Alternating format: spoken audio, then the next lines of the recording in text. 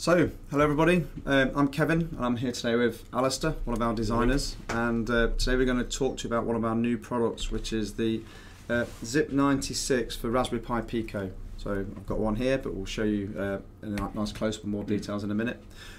This board, just a sort of rough outline, is a new product for gaming or creation of games using the Raspberry Pi Pico, and it's designed to be a really nice tool for students to learn how to code in Python and learn sort of game design. Yeah. Okay, so shall we sort of take a bit of a look at this maybe on the website, and we can sort of talk about what it is a little bit more? Yes, and the website will be really helpful. We just switch across to that. Okay, yeah, so I hope everybody can see this quite clearly. So this here you can see what the board looks like. It's quite a nice handheld design. And it's about £30, depends how many you buy. So if you buy one, they're £30 down to £27.50 if you buy a pack of 10. Obviously we tried to create this product so that it's classroom friendly. We've got lots of resources to make it really easy for students to use and for teachers, and we're going to show you those in a little while. Yeah, so I mean it's a good picture here, isn't it? You can see sort of the features of the board. I can show you this in a close-up in a second, but you can see it's got buttons for input, direction, or fire, jump, or whatever they might be, like an action style button. Yeah. And it's got other features which I'll show you using the close-up camera in a second. But I think the key thing you can see there is that the brains of this is this Raspberry Pi Pico, which is the board at the bottom. That's a normal Raspberry Pi Pico. It also supports the Pico W, and again we'll show you some of those in a little while. The W adds the addition of Wi-Fi and Bluetooth coming along for that, isn't it, as well? Yes, so yes. That's pretty cool. And then we can have a look a bit further down the website, and we can see, again, it's going to point out some of the key features here. We'll show those in a close-up in a second. But this is also a great place where you can find all of the resources and other things that you would want to use to use it for teaching. So you can access the lesson plans, data sheets, the GitHub for demo code, and all those are linked off this web page here. Yeah, all the links are at the bottom. We can go and look at some of those in a bit more detail later when we're looking a bit of the demonstration. But yes, they're all found on this one page. You've also got a product video that takes you through some highlights. And again, more information and things like the data sheet download and pointing out the different sections of the board to help you get started with learning how to use this. Yeah, and the other thing we've started to do lately is we've tried to indicate on the web page the age range and the programming language which the board is designed for. So if you can see here, this board is designed for Python programming. And then we've targeted an age range of 14 plus. It's not to say you couldn't use it at a younger age. If you're competent, you've got the ability to do so, and you can understand the resources. We're just saying this is kind of where we feel the average person would probably sit and use this board. Yeah, if it's because it's using Python programming, and where you're doing that, and I guess in a school environment where that fits with your assessment of your curriculum, it might be that you're doing it younger, but often schools are doing this around age 14, so this feels like the right place to have put this. Yeah, so obviously you can buy this product from our website currently. The other thing we can show you is that we do have this in stock at some of our resellers around the world. So we've got small devices over in Australia, Kitronik in France, the Pi Hut here in the UK, and the Raspberry Pi shop over in Czechoslovakia. I'm sure more of these will be added over time, but at the moment there are some international options if you don't want to buy from ourselves. Great. Okay. Shall I look at the demo cam? Yeah, let's do that. So here we go, we've got the sort of a close-up of the board. What we can see here in this area is where the LEDs sit. So there's 96 LEDs arranged in a grid. These LEDs are a little bit hard to see, they're on there because of the light, but the white LEDs on a white background, but yeah, we'll show you them when they're lit up in a minute. But there's 96 of these LEDs, and they can be any colour, so they're full RGB controller, but we call them ZIP LEDs. You know them as probably NeoPixels, those kind of things, but basically they're addressable LEDs, and each LED can display a full spectrum of colours. So they could be red, blue, green, whatever you want them to be. The power switch is at the top here, and there's a power indicator LED over here which will light up when the power's on. At the moment I don't have any batteries in. You can see the batteries sit here on the rear, and these make quite a nice sort of ergonomic for when you hold the board. We've got the 4 buttons here for direction, then we've got these 2 action buttons, which are coded to whatever you want them to be. And then we've also got a sounder buzzer just sat here, so you could add sound files or into your games. You can make them beep or play little tunes or whatever you want them to do. And then on the rear we have a vibration motor, so you can get haptic feedback from your game. So if a player died, you might buzz, or if you bumped into a wall or something like that, or if you got to a new level, you might give people a little bit of feedback using that motor. And here we have two boards with Pico boards plugged in. This is the original Pico. You can see the Raspberry Pi logo here. And then this is the slightly newer Pico W, and in place of that Raspberry Pi logo, we now have this wireless module and antenna sits on the end. So you could, make 2-player games, I guess, if you wanted to. Yeah. Things like that using a Pico W. That's there for you. Turn it on. You can see the power LED. It's a bit hard to see with the light from this. Yeah. So well, maybe we'll close the windows and maybe we'll do that. Yeah. So that's sort of a close up of the features of the board. So it's relatively easy to understand. Yes, I would say. Yeah. The Pico itself just plugs into pin headers here, so you can take the Pico out and use it somewhere else. It's not soldered in, so you do need a Pico with pin headers pre-installed, which we sell on our website. So they're very easy to get hold of. You can just slot it in, and then if you want to take your Pico away and use it in a different one of our boards or a different project, you can do that. You can remove it, so it's not permanently attached to the board itself. Great. I think it would be probably good to have a look at some of the programming of this. This is what how to make it actually used, and how we're going to use it in the classroom, or if you're using it at home. If you're a hobbyist. Just before we carry on, I guess it's worth saying, if you're watching live now and you've got any questions, please do put them in the chat. Mark is monitoring that, and then he can let us know, and we can be watching as well and trying to answer your question live on the stream. We'll do our best. We'll do our best to answer your question.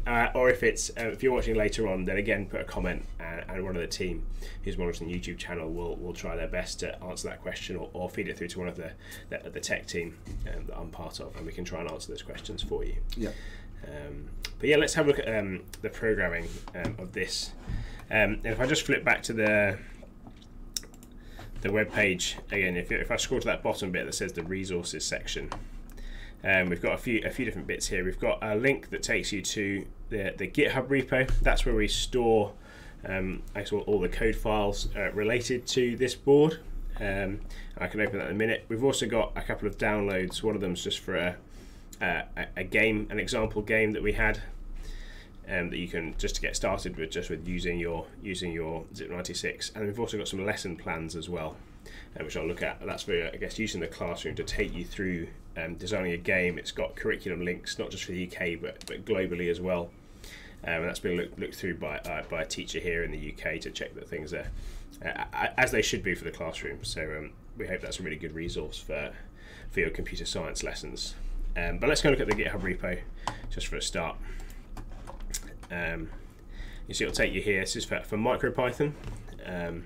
That's what we support for this product, because it works with everything we need it to. And this has got a great README that takes you through how to use the different sections, setting up the classes, looking at button presses, the buzzer, the vibration motor, and the screens, all the LEDs, and it's got some example bits of code just to get you started. If you're new to using these kind of features. So there's you import a function set really then? Yes, yeah, because we've created a library, and that library can either be found here. If you click on the ZIP96 Pico.py file, you can find all that there, and I'll show us how to copy that into Thonny, an editor, in a minute. But it is also available on the Pi wheel, so that's a way you can search for different packages that are set up, that are packaged for Python. Okay. And you can search and install that automatically. So we're adding, as we do more products, we're adding more and more to the Pi wheel, which is a way that Picos and Raspberry Pis are ways of getting those and installing those packages much more smoothly than just copying and pasting code. But we've used Thonny, which is an editor that we've got a few blogs and videos on our website and YouTube channel that tell you how to use Thonny. We find it a really good editor. for programming the Pico. So I've got it set up here, and if I just plug in one of those ones that Kevin showed us earlier, I've got some code on there. Great, so I've already got here the library file, so I copied that across from the GitHub repo. I put it in and I saved it on the Pico as a Python file, so that's ready to be used by our main file for actually doing some programs. So I thought, just to show you, I'd show you some of the lesson plan code that we've got. Now that can all be downloaded from the website in a zip file. There's 11 lessons that take you through from the very start of designing a game all the way through to a completed full sort of maze-based style game where you're as a character searching through a maze. So it's step by step? Step by step, yeah. So it slowly builds you up. Each lesson has got code to write and sort of get you through. It's got a visual output each lesson, so you can check and see how it's going as you build it up, but it'll build up those steps to get a full game. Are they sort of typically like an hour long maybe, or is it just down to the pace of the student? It's probably down to the pace of the student in some ways, but probably it's designed for those standard sort of 50-minute and hour-long lessons, where you've got time in a computer science classroom. These are the resources that go with those lessons, and they kind of take you through sort of step by step how you set up the classroom, what equipment you need, and they take you through. These are the notes for the teacher to take you through how you do the program design, the different sections of the program and the code, and they also have an accompanying PowerPoint presentation as well to take you through with the students the different bits of the board and what you're going to be designing and how you design a program. And each lesson's got some example code with it as well. So that was lesson 1 I showed you, which was just sort of the how you design a game. Lesson 2 actually starts you're actually designing the first steps of that game. So it tells you how to set up Thony, how to plug in your Pico, and get you to import the library, start setting up the screen, and start showing your little player that moves on the screen. So if I show you the code, the finalized code, and how that runs on the Pico. So if we move back to Thony, and I can open the example program from lesson 2, which I've got here on the left. So the lesson would take you through building this up. I'll copy it across just to show you, and then we'll put it back on the video camera so you can see it. So I'll put that into our main file, click save, and then I'll just... It's really short to see on the screen. This is where we'll really attempt to make it clear, but if I turn it on, it's quite hard to see, isn't it? Yeah, you can't see that, can you? Oh yeah, can you change the focus? There we go. We've got a little character on the screen has appeared. You can see that the brighter LED there. It is quite hard to see. I do apologise. It's hard when it's so bright. But that's the start. So you started with a character. It's a nice little yellow LED there. And then if we move to perhaps further down through the lessons. So at the end, you'll have built up your walls of your maze. You'll have created enemy objects to try and move around, and then at the end, you'll have a game that looks like this. So let's pull that out. We'll move back to the demonstration camera. If we just power cycle this, hopefully. See, oh, it's just too bright, isn't it? It's very bright. Wow, shall I try to turn some lights off? Try turning some lights off. I'll go around here. And you can...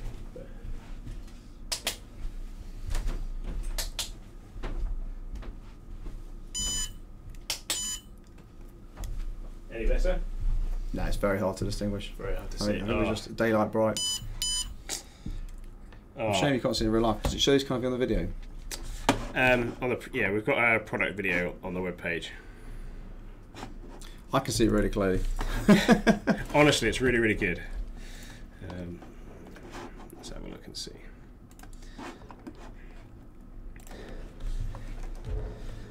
So we've got bits, and this is the product video. And we've got someone playing game here. So that's the game that you just put on. So yeah, that's the kind of thing you've got. You've got user control. There are things like haptic feedback happening as well. Bit more close up. Here's the screen. You can see the characters moving around, and it flags up on the screen when. It flags up on the screen things like when your character's in trouble or you need to restart. But that game is similar to some other maze-style games you may find in arcades, where you're moving around collecting things. But it's like a Mario style. Well, one of them's a Mario, one's more like a Pac-Man style game. Okay. But the idea through that is through those lessons you've built in many parts of the curriculum you've got for computer science that are not just UK but also US and other international schools that you need to cover. But you're doing it through gamification, which is quite an engaging way to get children involved and engaged in computer science. Yeah, and you're talking about in the UK probably Key Stage 4 then, aren't we? So end of Key Stage 3, start of Key Stage 4 okay. if you're in the UK. So you're looking probably at that. Yeah, that's what the 14 plus looks at. I know some of the schools that we've looked at this in, they've been doing it in probably UK year 9, so ages 13, 14. That's when they're doing their Python programming, and that's where they see the Pico really sitting. Yeah. And I guess the beauty of this is that each student, the low cost, so each student could have one. Yep. Work for the lessons they've got. And download as to go, really. So they could have a Pico each, and they could do this, or we talked about working in groups of 2 would even be fine with some of the more complex programming if they're working together on it. Yep. They're still both getting that learning experience by working together, and that's often what we do as engineers anyway, is working in teams. So it's good to be learning that at school. Yeah. So you get a full set of lesson plans, 11 lesson plans for the game. Yep. They're all free. They're on the website. You don't have to purchase those or anything like that. Yep. I know we're working on more resource for the future now, whether that sits in here or more of a class pack or something. There'll be more to come, won't there? Yeah. So it's definitely something that's suited towards teaching in classrooms. Suits kind of an awful lot. Like you say, I know it might look simple, only having the 96 pixels on there, but you can learn a lot about moving those pixels around. There's a lot of learning experiences to be gained from it, really. Guess you can do games like Tetris style games, couldn't you? All those kind of things. You could, yeah. So I think some of our example games is more of a Mario style game where you're a character moving across a moving platform, and we've got a classic Snake. Those are all included on the website and in the GitHub repo for things to give you inspiration if you're looking to do it yourself. So those ones you could just download. You can just download and play straight away. Yeah. It is the Mario style game is written in C. This is targeted at Python, but for I guess more advanced users, perhaps if you're doing this as a hobbyist at home, it is possible to program the Pico in C, and that's what we've done with the Mario style platformer game. Yeah. So anything you could program with Pico with, you could use, couldn't you? No problem at all. So it's a great little board, really. Hopefully we'll get a lot of uptake and people enjoy using them. I don't know if there's any questions at all. Have a quick look. I don't think Mark's indicated any yet. So one of the things,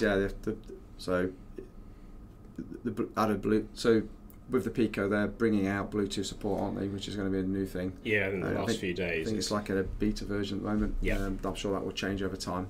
But that will allow you to easily sort of Bluetooth, make a Bluetooth connection between 2 over them to play competitive games. You could do something like a Battleship, I guess, or something like that would work well over a wireless connection with 2 players. No, so it doesn't look like we've got any questions. Is there anything else we want to cover?